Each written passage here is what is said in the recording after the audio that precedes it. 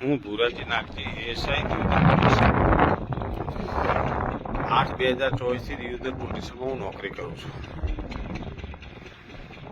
જો નોકરી પર ગયા બાદ થરાદના પીએસઆઈ સીપી ચૌધરી સાહેબ કે જેમણે એવો આક્ષેપ મૂક્યો કે ભાઈ કોઈ જીનલ આહિરી નામની આઈડી ચાલે છે ને એમાં બધું ઇન્સ્ટાગ્રામ જે ચાલે છે એમાં ભુરાજી આ બધું કામ કરાવે છે. મારી પાસે માણસો મૂક્યા. મેં કીધું કે સાહેબ આ વસ્તુ હું કહી છું ને મારા મોબાઈલ લઈ જાઓ, તમને જે યોગ લાગે એ કરો, બાકી હું આવી મેટરમાં પડતો નથી. મને ઇન્સ્ટાગ્રામ આઈડી આવું બધું મને ચલાવતો આવડતું નથી. ત્યાર પછી આ આઈડીવાળા વિરુદ્ધમાં કંઈક 2-4 ગુના દાખલ થયા બનાસકાંઠા જિલ્લાના પોલીસ સ્ટેશનોમાં. એના પછી એની ધરપકડ કરવામાં આવી. ધરપકડ કર્યા પછી મને 4/4/2025ના રોજ મને દિયોદર પોલીસ સ્ટેશનના દિયોદર એએસપી સાહેબ શ્રી માનકર સાહેબે ઓફિસે બોલાવેલો. 4/4/2025ના રોજ મેં માનકર સાહેબને કીધું, સાહેબ હું આ વસ્તુ કંઈ જાણતો નથી, મને ખાલી નિમિત્ત બનાવવા આવે છે. સીપી ચૌધરી સાહેબ મારી પાસે સાહેબ કે જે હોય તમે ગોવિંદનો મોબાઈલ લીધો છે, ગોવિંદનો મોબાઈલ તમે પાછો આપી દો, તમે ઓટીપી આપો છો, આ છે તે છે. મેં ના પાડેલી, સાહેબ હું આ વસ્તુ કશું ઓટીપી નથી આવડતું, કશું નથી આવડતું. છતાં પણ સાહેબે કીધું કે તમારે આમાં મને સહકાર આપો છે. મેં સાહેબને કીધું સત્ય છે હું કહીશ. મારા મુદ્દે તો હું રિટર્ન નામદાર કોર્ટમાં ગયેલો, દિયોદર કોર્ટમાં મુદ્દત બતાવી પરત આવેલો. ફરી સાહેબને મળેલો. સાહેબને મારી સાચી આપીતી મેં વર્ણન કરેલી.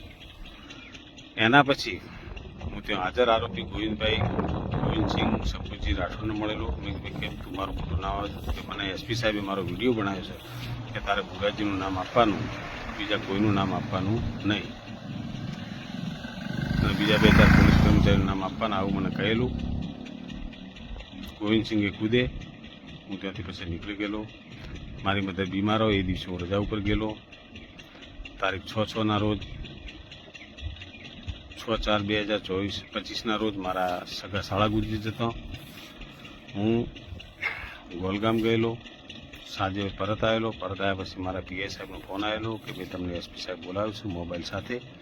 સાહેબ મારા આવો બનાવ બનેલો છે, હું આવી શકું એમ નથી. એવું તો કાલે મારે ત્યાં લોકાચા જવાનું છે, હું ત્યાં જઈ પછી રિટર્ન આવીને સાહેબ ભાઈ જવું છે જશું, છતાં મારા મોબાઈલ લઈ જાઓ તો મોબાઈલ આપવા તૈયાર છું. સાહેબ કે સારું, હું જે હશે તમને મેસેજ આપીશ, સાહેબ સાથે ચર્ચા કરી લઉં. એના પછી સાહેબનો ફોન આવ્યો. મોડા પછી મને વાયા ઘણા ફોન આવેલા કે તમે એસપી સાહેબને મળી લો, આમ છે તેમ છે, તમને ગુનામ ઘાલવામાં આવશે. મેં કીધું સાહેબ મેં કોઈ ગુનો કર્યો નથી, મને શું કરે આ રીતે ધમકાવો છો, ડરાવો છો. પછી હું જિંદગીથી હવે કંટાળી ગયો. કેનાલ ઉપર આવી ગયો છું.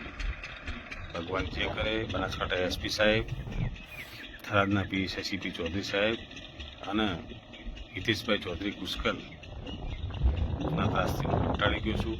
એમના લીધે મારા મોત મંજૂર હશે. મોતને વાલું કરી લઈશ. એટલો તંગ થઈ ગયો છું કે મને માનસિક કરવામાં આવે છે, ખોટા ગુનાઓ ફસાવવાની વાતો કરવામાં આવે છે.